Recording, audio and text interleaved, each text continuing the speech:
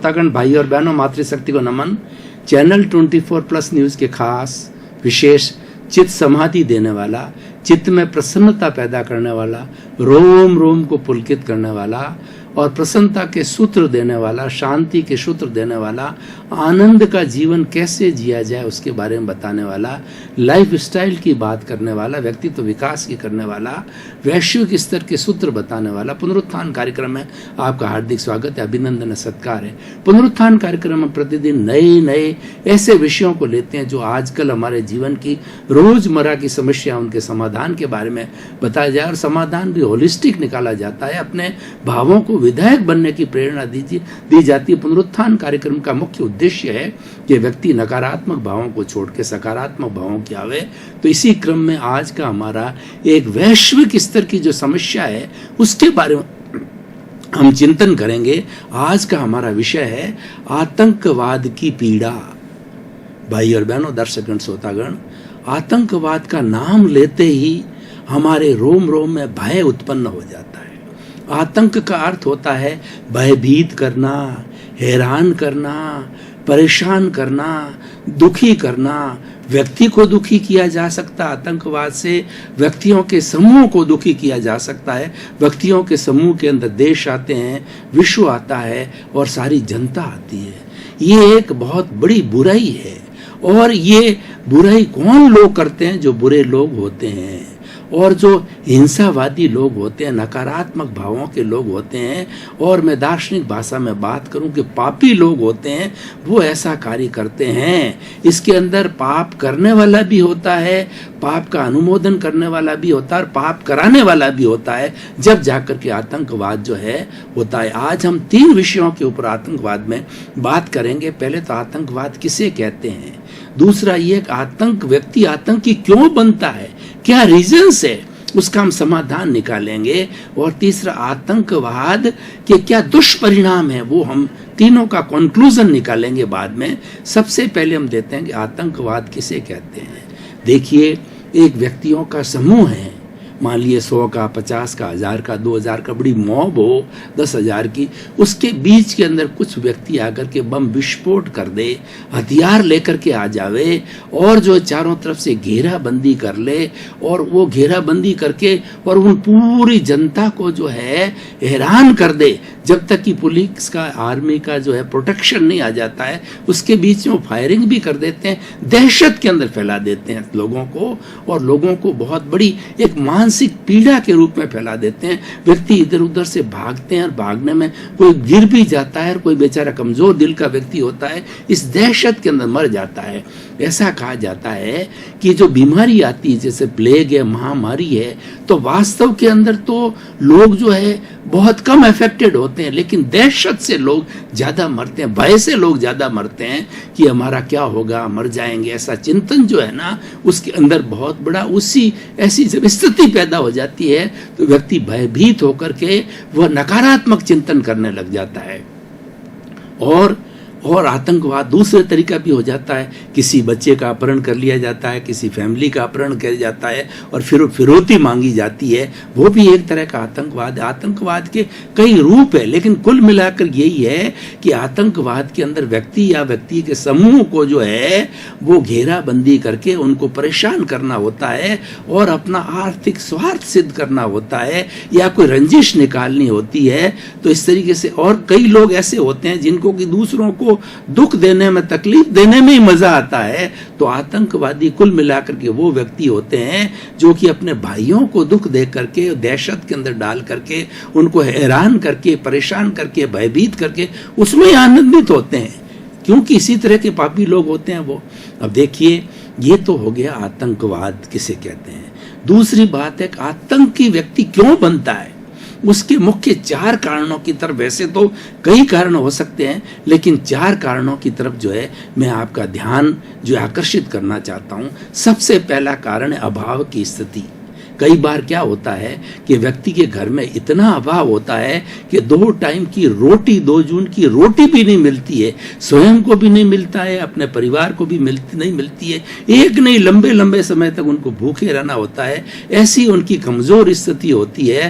तो ऐसी स्थिति के अंदर वो व्यक्ति क्या होता है कि गलत लोगों के चुंगल में फंस जाता है। उसको तो इनके प्रकार पैसे की आवश्यकता होती है, रोटी की आवश्यकता होती है, और हिंसा का सबसे बड़ा कारण रोटी है, ये हिंसा करवाती है। तो ऐसे लोगों के चुंगल में आकर के अभावग्रस्त व्यक्ति जो है वो आतंकी बन जाता है। और कुछ इस तरह के गिरोह होते हैं, कुछ इस तरह के जो है वो ऑर्गेनाइजेशंस होते हैं, मैं किसी का नाम नहीं लेना चाहता हूँ। पाकिस्तान के ऐसे ऑर्गेनाइजेशन को बहुतों को पाला जाता है। ऐसे कुछ कंट्रीज है जो कि आतंकवाद को फैलाते हैं। हालांकि वो विश्व बहुत लिमिटेड है, लेकिन एक मछली सारे तालाब को गंदा कर देती है।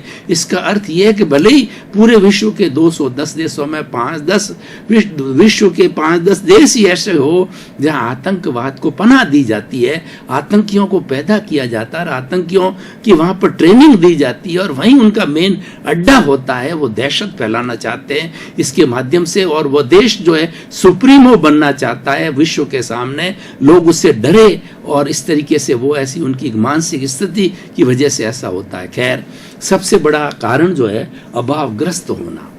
दूसरा क्या है कि व्यक्ति का तिरस्कार होना।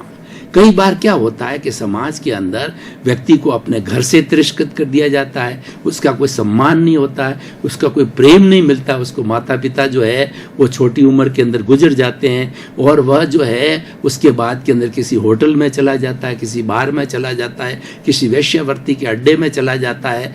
तो इस तरीके से वहाँ पर जो है सारा वातावरण वो तिरस्कार का देखता है कि सारी जिंदगी पर ये देखता रहता है, उसकी इंसल्ट होती रहती है। देखिए, मानव जो है वो प्रकृति कब करता है, उसको लव मिले, उसको अफेक्शन मिले, उसको स्नेह मिले, उसको सम्मान मिले, चाहे बच्चा हो चाहे बड़ा हो, व्यक्ति सम्मान का भूखा होता है, उसको सम्मान मिलता है तो व्यक्ति अपनी प्रोग्रेस करना लग जाता है। लेकिन जब तिरस्कार की बात होती है, उसके भीतर जो है वो एक कहना चाहिए बदले की आग की अग्नि जो है, रिवेंजफुल एटीट्यूड का व्यक्ति बन जाता है।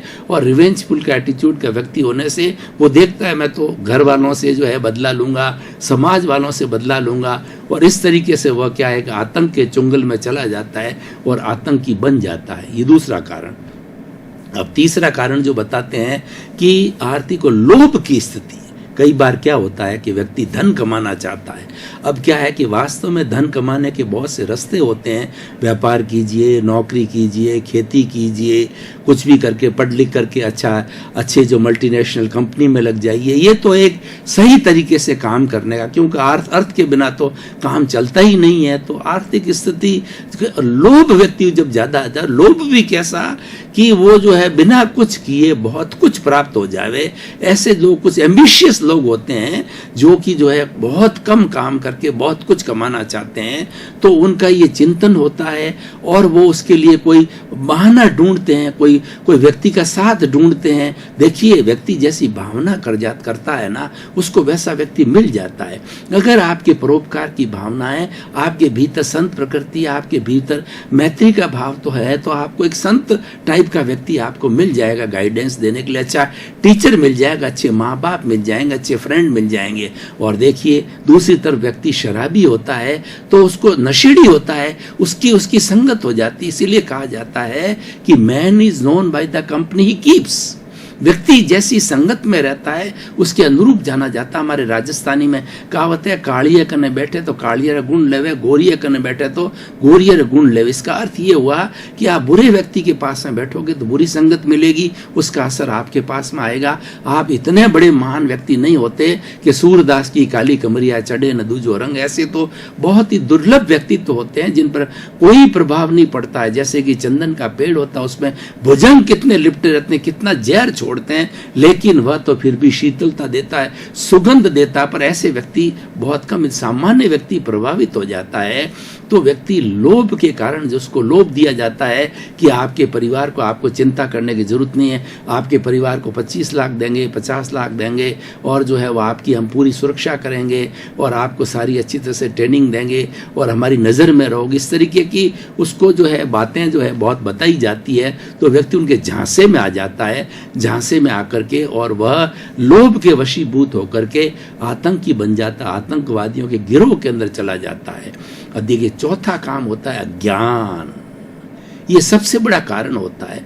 व्यक्ति के जीवन में कोई लक्ष्य नहीं होता है, व्यक्ति पढ़ाई लिखाई नहीं करता है और इधर उधर घूमता रहता है, कोई जीवन का लक्ष्य नहीं है। जो व्यक्ति एक लक्ष्य को प्राप्त कर लेता है कि मुझे अच्छी पढ़ाई करके इंजीनियर बनना है, डॉक्टर बनना है, सीए बनना है, संत महात्मा बनना है, टीचर बनना है, प्रोफेसर बनना है, कुलपति बनना है, नेता बनना है, मिनिस्टर बनना है, कुछ जो एम्बिशंस करके अपना लक्ष्य बना लेता है तो उस लक्ष्य की तरफ अग्रसर होता रहता है और आगे से आगे वो बढ़ता जाता है, उसको मंजिल मिलती रहती है। लेकिन लक्ष्य विहीन जो लोग होते हैं, जिनको वो कोई लक्ष्य नहीं है, वो क्या है, भरतपुरी लोटे होते हैं, गंगा गए गंगा राम, जमुना गए जमुना राम, खुद का कोई चिंतन नहीं है, उनका बहुत बड़ा अज्ञान होता है। उनको पता नहीं, उनको ये मालूम नहीं है कि अच्छाई क्या है, बुराई क्या है क्या है, उपादेय क्या क्या ग्रहण करने योग्य है और क्या छोड़ने योग्य है, उनकी बुद्धि काम नहीं करती है। तो ऐसे लोग अज्ञानी लोग होते हैं, वो भी कई बार चुंगल में फंस जाते हैं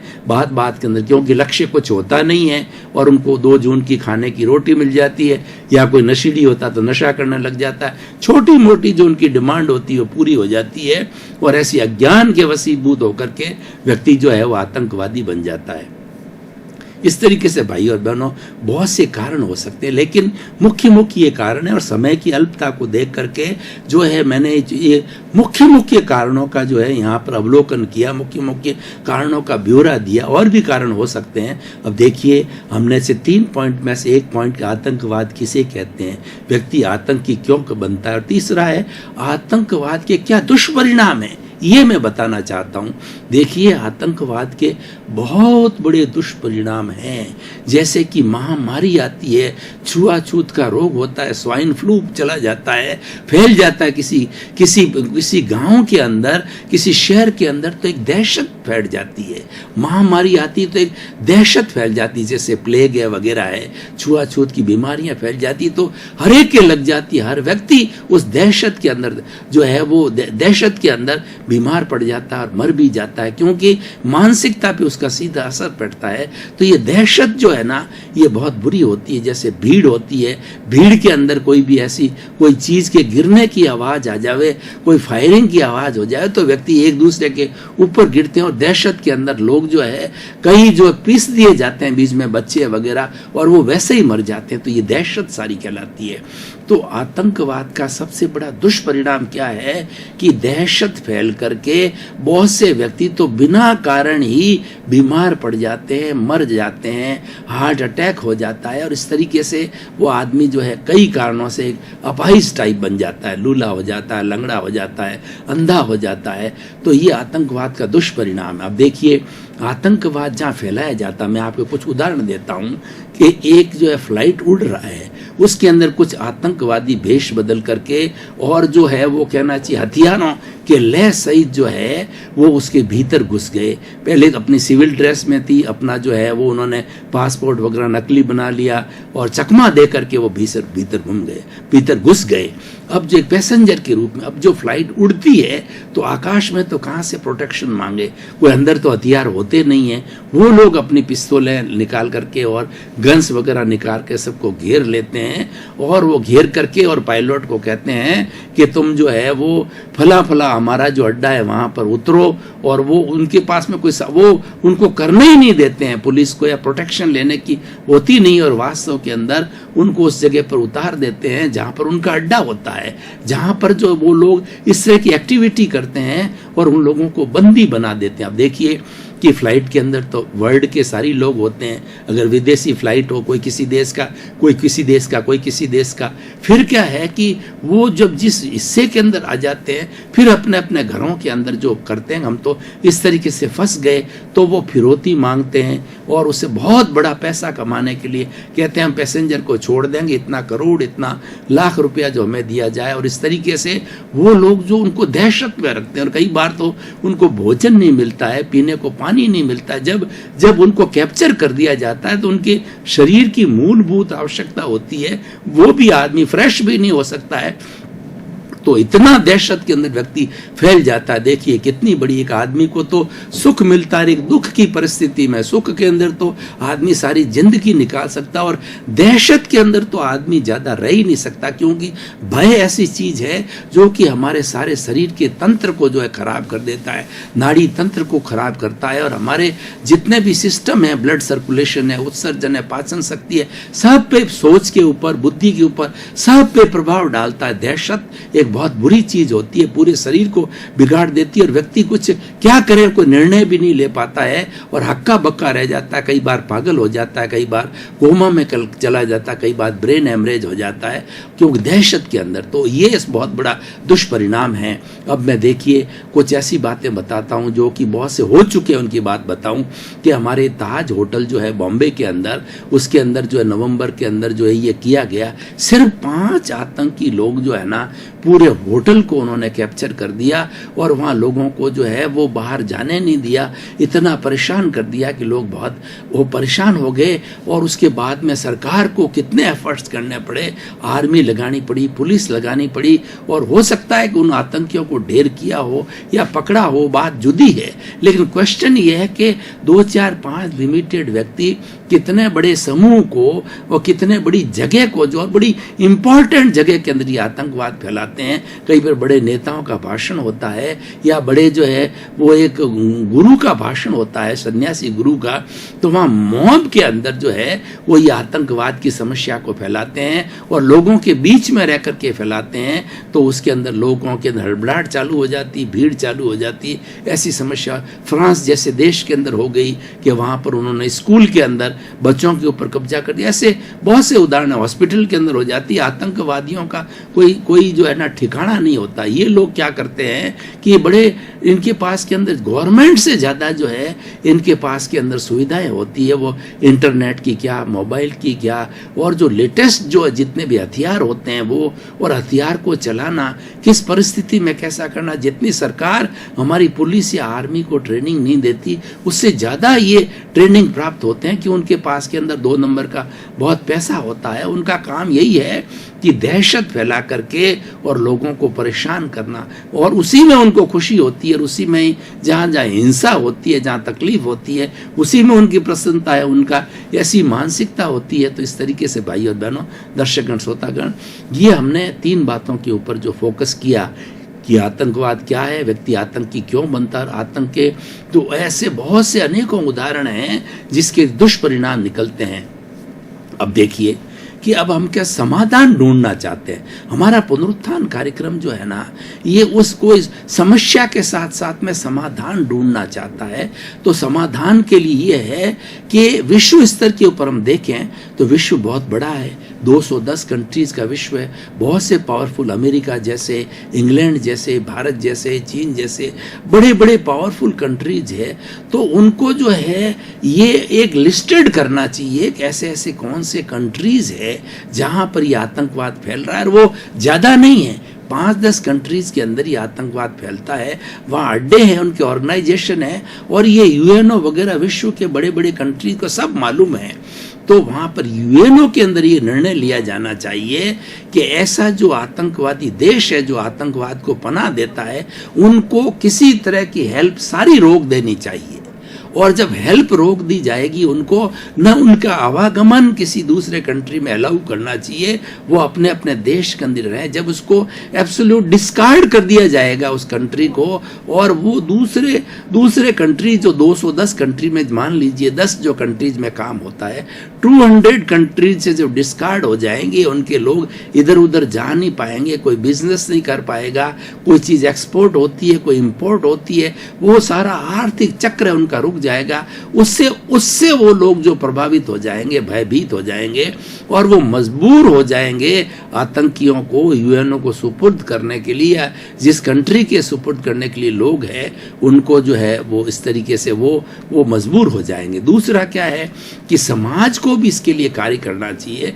समाज को कुछ ऐसे लोग जिनके अंदर की अभाव की स्थिति है, तिरस्कार की स्थिति है, मालूम पड़ जाता समाज के अंदर कि कौन सा व्यक्ति आतंक की नेचर बनने जा रहा है, उस स्टेज के ऊपर उसको समझाना चाहिए, उसका हृदय परिवर्तन करना चाहिए। तुम जिस लाइन में जा रहे हो, ये लाइन जो है वो बहुत ही बुरी लाइन है, और ये लाइन से तुम्हारा स्वयं खतरे में पड़ जाओगे, बदनाम हो जाओगे, ये मनुष्य जीवन है ये बेकार हो जाएगा, आपके परिवार को जो है बहुत बड़ी क्षति भुगतनी पड़ेगी। उसका हृदय परिवर्तन करके हम आतंकवादी को रिहेबिलिटेशन करके, उसको गवर्नमेंट को चाहिए कि ऐसे ऐसे लोगों को पिन पॉइंट करके, चौक आउट करके, चिन्हित करके ऐसे परिवारों को अपने बजट से जो विशेष स्थान दिया जाए, ताकि व्यक्ति आतंकवादी बने ही नहीं। और जितने भी ये आजकल जो है माओवादी है, या जितने भी बहुत से और भी हमारे नक्सलिस्ट है वगैरह,